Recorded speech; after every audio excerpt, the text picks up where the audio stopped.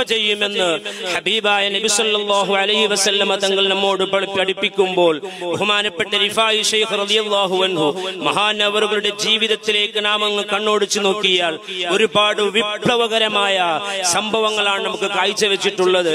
Rifai Sheikh റളിയല്ലാഹു അൻഹു എല്ലാവരോടും കാരുണ്യം, മനുഷ്യരോടെന്ന് മാത്രമല്ല സഹജീവികളായ പ്രാണികളോടും പക്ഷികളോടും, അതേപോലെ നാട്ടിൽ ഒരുപാട് പ്രയാസം അനുഭവിക്കുന്ന കണ്ണിന് കാഴ്ചയില്ലാത്ത അന്ധന്മാർ, അതുപോലെ വിധവകള്, അതുപോലെ യതീമീങ്ങള്, അനാഥകള്, എല്ലാവർക്കും കാരുണ്യം ചെയ്ത വലിയ വ്യക്തിത്വത്തിന്റെ ഉടമയായിരുന്നു ബഹുമാനപ്പെട്ട ശൈഖ് റിഫായി റളിയല്ലാഹു അൻഹു.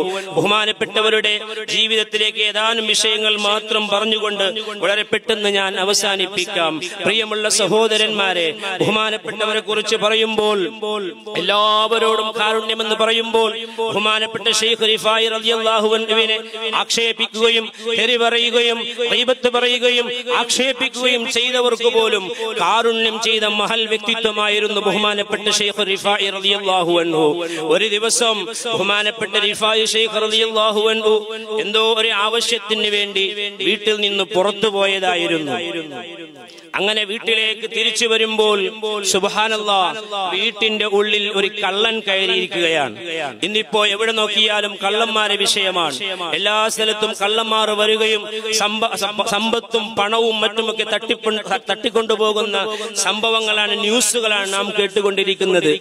പണ്ട് കാലങ്ങളിലെല്ലാം എല്ലാവരും രാത്രി സമയത്ത് കിടന്നുറങ്ങിയ ശേഷം വളരെ രഹസ്യമായി ആർക്കും അറിയാത്ത വിധത്തിൽ വീടുകളിലേക്ക് വന്നുകൊണ്ട് മോഷ്ടിക്കുന്ന സംഭവമാണെങ്കിൽ ഇന്ന് അതെല്ലാം മാറിക്കൊണ്ട് വളരെ മാന്യന്മാരെ പോലെ, ഉദ്യോഗസ്ഥന്മാരെ പോലെ പാന്റും ഷൂവും കോട്ടും ധരിച്ചുകൊണ്ട് നല്ല വിലപിടിക്കുന്ന കാറുകളിൽ വന്നുകൊണ്ട് അതാ നട്ടാ പകലിൽ തന്നെ സമ്പത്തും പണവും സ്വത്തും സ്വർണവും ഒക്കെ പിടിച്ചുകൊണ്ടുപോകുന്ന കാലഘട്ടമാണ് സഹോദരന്മാരെ.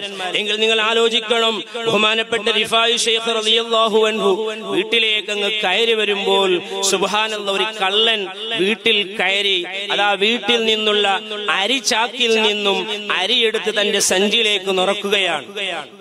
സുബ്ഹാനല്ലാഹ്, കള്ളനാകെ പേടിച്ചുപോയി.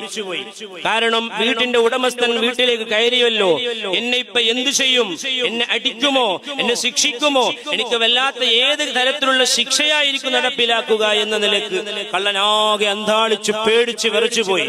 ബഹുമാനപ്പെട്ട ശൈഖ് റിഫായി റളിയല്ലാഹു അൻഹു വീട്ടിലേക്ക് കയറി വന്ന ഉടനെ കള്ളനോട് പറഞ്ഞു, മോനെ നീ പേടിക്കണ്ട, നീ വിഷമിക്കണ്ട എന്ന് പറഞ്ഞുകൊണ്ട് ബഹുമാനപ്പെട്ട ശൈഖ് റിഫായി റളിയല്ലാഹു അൻഹു ആ കള്ളനോട് പറയുന്നു, മോനെ, ആ നീ എടുത്തുകൊണ്ടിരിക്കുന്ന അരി അതത്ര നല്ല അരിയല്ല, അത് പഴകിയ അരിയാണ്, അത് പഴയ അരിയാണ്.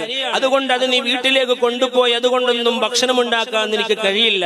തൊട്ടടുത്ത ചാക്കിൽ തന്നെ നല്ല മുന്തിയ അരിയുണ്ട് മോനെ, നല്ല ക്വാളിറ്റിയുള്ള അരിയാണ്, അത് നിനക്ക് വേണ്ടിയത്ര, നിനക്ക് ആവശ്യമുള്ളത്ര എടുത്തുകൊണ്ട് പോയിക്കോ എന്ന് കള്ളനോട് പറയുമ്പോൾ സുബ്ഹാനല്ലാഹ്, കള്ള നോക്കുന്ന എന്തൊരു വാക്കാണിത്?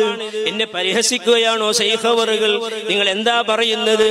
വന്ന് വീട്ടിലേക്ക് കവർച്ച ചെയ്യാൻ, കക്കാൻ വേണ്ടി വന്ന കള്ളനോട് നല്ല അരി ഇതാണ്, ഈ അരി എടുത്തുകൊണ്ട് പോയിക്കോ എന്ന് ശൈഖ് റിഫായി റളിയല്ലാഹു അൻഹു പറയുമ്പോ കള്ളൻ അന്താളിച്ചുകൊണ്ട് എന്നെ പരിഹസിക്കുകയാണോ എന്ന് ചോദിക്കുമ്പോൾ ബഹുമാനപ്പെട്ട ശൈഖ് റിഫായി റളിയല്ലാഹു അൻഹു പറയുന്നു, മോനെ, നിനക്ക് വേണ്ടത്ര ആ നല്ല അരി ഉണ്ടല്ലോ, എടുത്തുകൊണ്ട് പോയിക്കോ.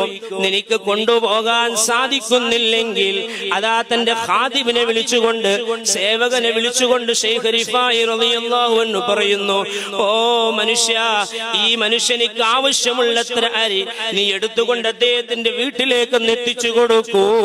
അങ്ങനെ അതാ ഖാദിമ് ആ നല്ല അരി ആ കള്ളനിക്ക് വേണ്ടിയത്ര എടുത്തുകൊണ്ട് തന്റെ തലയിൽ ചുമന്നുകൊണ്ട് കള്ളന്റെ പിന്നാലെ നടക്കുന്നു. ശൈഖ് റിഫായി റളിയല്ലാഹു അൻഹു കൂടെ നടക്കുകയാണ്. അങ്ങനെ നടന്നുകൊണ്ട് ആ കള്ളന്റെ അങ്ങ് വീട്ടിലേക്ക് അങ്ങ് എത്തിയപ്പോൾ ബഹുമാനപ്പെട്ട റിഫായി ശൈഖ് റളിയല്ലാഹു അൻഹു കള്ളനോട് പറയുന്നു, ഓ മോനെ, എന്നോടൊന്നും നീ വിഷമം കരുതരുത്, എന്നോടൊന്നും നീ ദുഃഖം കരുതരുത്, എനിക്ക് നീ മാപ്പാക്കണേ. ശൈഖ് റിഫായി റളിയല്ലാഹു അൻഹു കള്ളനോട് പറയുമ്പോൾ കള്ളൻ അത്ഭുതപ്പെട്ടു പോയി. എന്തൊരു സ്വഭാവമാണിത്, യഥാർത്ഥത്തിൽ ഞാനാണ് കട്ടത്, ഞാനാണ് കക്കാൻ പോയത്. ആ കക്കാൻ പോയ വീട്ടിലേക്ക് എന്നെ കണ്ടപ്പോൾ ശൈഖ് അവറുകൾ എന്നൊന്നും ആക്രമിച്ചില്ലല്ലോ, എന്നെ ഒന്നും അത് അടിച്ചില്ലല്ലോ, ശിക്ഷ നടപ്പിലാക്കിയില്ലല്ലോ. എന്നിട്ട് നല്ല അരി ഇതാണെന്ന് പറഞ്ഞുകൊണ്ട് ആ നല്ല അരി തന്നെ എനിക്ക് കാണിച്ചു തന്നുവല്ലോ. മാത്രമല്ല എനിക്കത് വീട്ടിലേക്ക് എത്തിക്കാൻ സാധിക്കുകയില്ല എന്ന നിലക്ക് ഖാദിമിനെ വിളിച്ചുകൊണ്ട് ആ അരി എന്റെ വീട്ടിലേക്ക് അങ്ങ് എത്തിച്ചു തന്നല്ലോ. എന്തൊരു സ്വഭാവമാണ്.